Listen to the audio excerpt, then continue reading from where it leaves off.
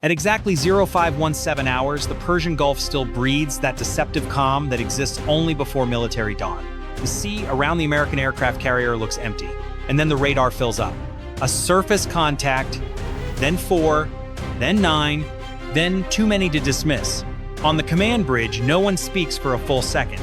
The symbols move fast, low over the water, opening, closing, folding inward. It's not merchant traffic, not fishing boats, not random movement.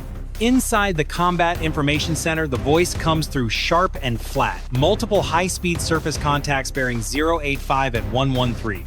Range decreasing. 20 Iranian fast attack craft.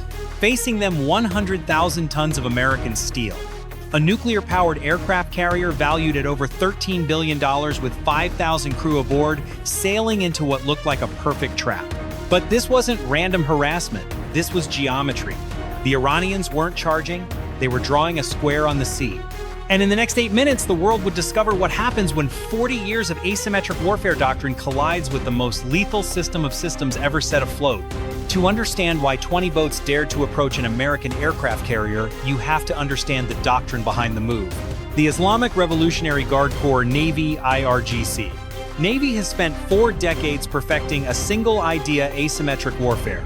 If you can't match the United States ship for ship, don't try. Change everything. Instead of 1 destroyer, launch 50 boats. Instead of 1 cruise missile fire, 20 cheap rockets at once. The bet is brutal. In its simplicity, saturate, overwhelm, collapse the enemy's kill chain under the weight of multiple targets. The star weapon of this doctrine is the Paycop 3, a fast attack boat just 17 meters long, capable of exceeding 52 knots, and armed with short-range anti-ship missiles and light torpedoes. A single one is expendable.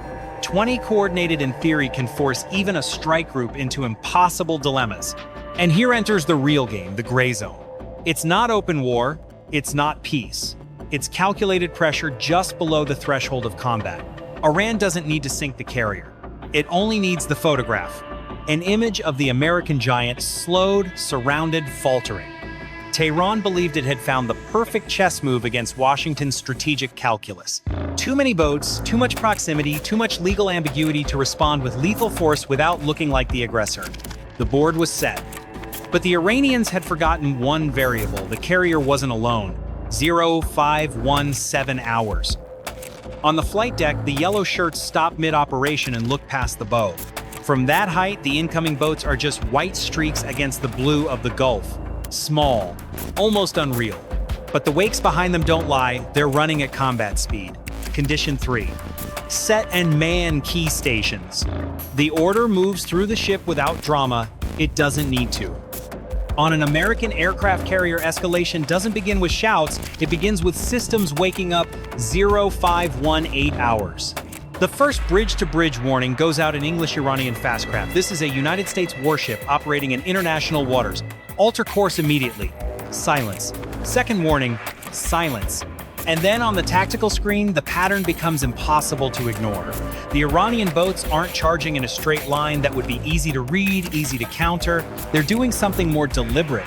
4 craft lean toward the starboard flank. 6 extend ahead of the carrier's projected track. Others fan out to port, curving inward. The tactical action officer studies the screen less than 2 seconds before saying what everyone is already thinking. They're building a box. That changes the atmosphere on every deck. Because a swarm attack doesn't need to fire a single shot to become a crisis. It only needs to close the Space Force decisions and create an error. Picture it this way, 20 wasps can't bring down a lion, but 20 coordinated wasps can make the lion bite in the wrong direction. That's the Iranian bet. The carrier doesn't turn. That's the first thing that matters. No sharp maneuver, no visible panic. Just 100,000 tons of American steel pushing forward as 20 boats begin to shape a ring on the sea. Through the bridge binoculars, the captain observes individual silhouettes on the Iranian decks. They're not random passengers, not fishermen. They're men braced for speed, looking ahead, moving with purpose. Further out, an Arleigh Burke-class guided missile destroyer assigned to the carrier's screen shifts position a few degrees. Subtle, precise.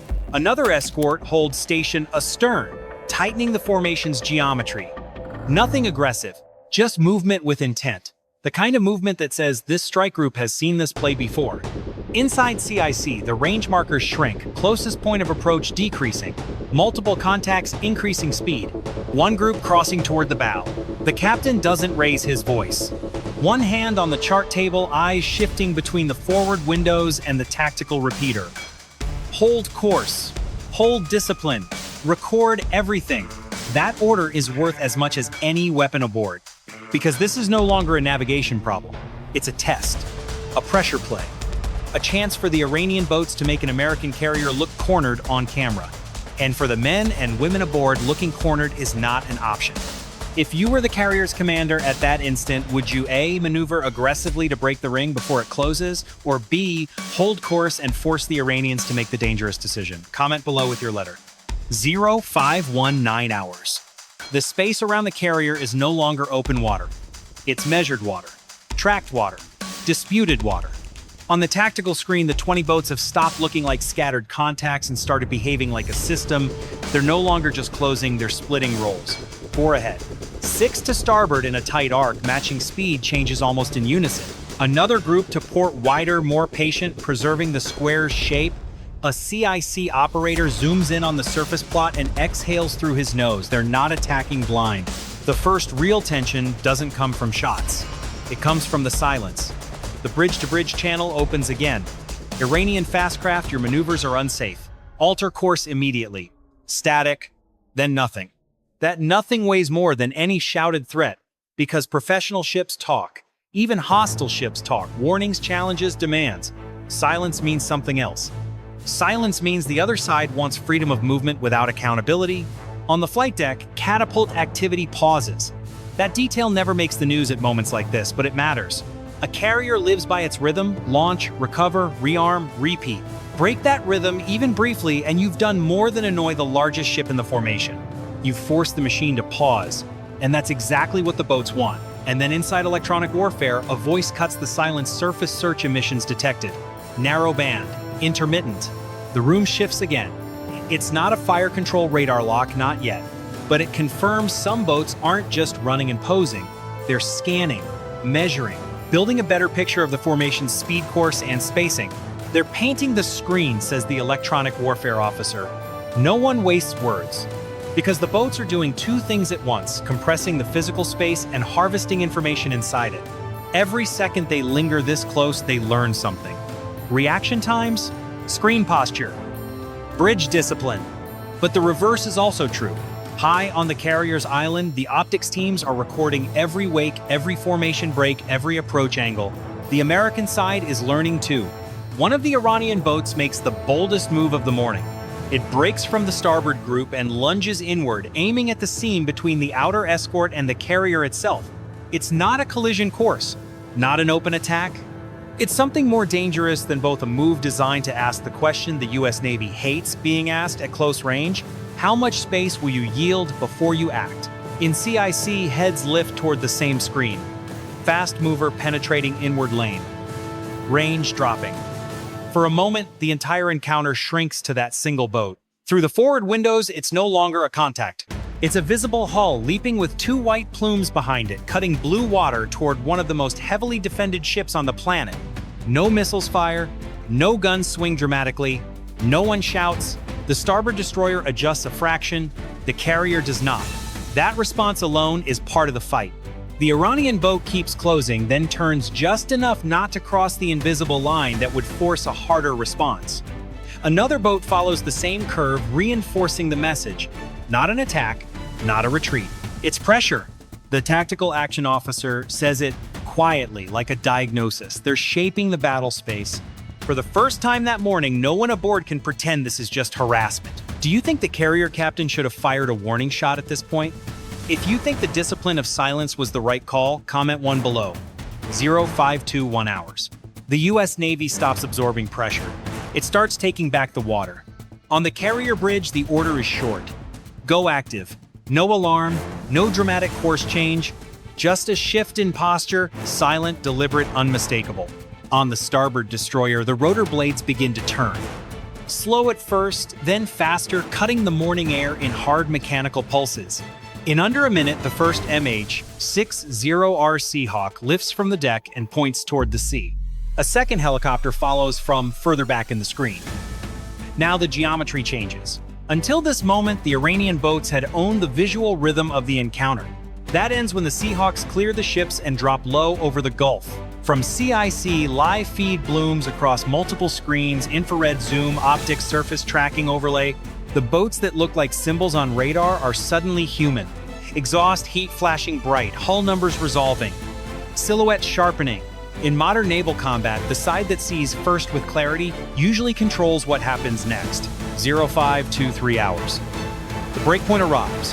3 Iranian boats break staggered formation and push inward together, aiming at the narrow space between the outer escort and the forward arc.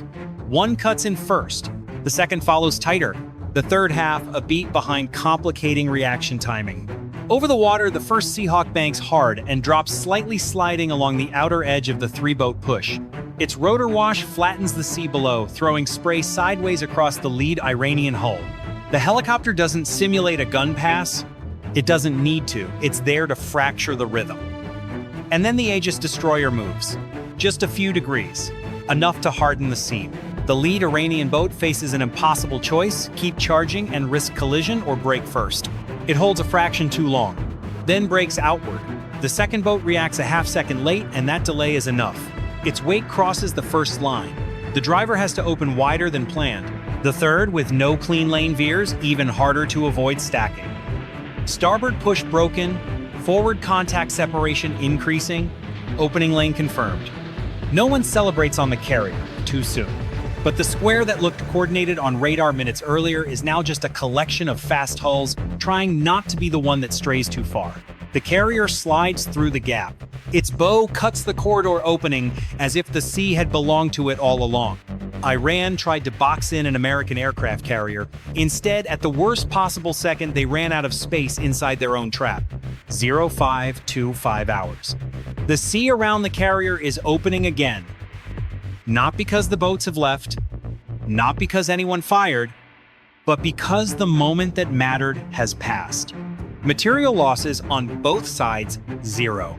Not a single shot, not a single missile, and still someone lost this fight.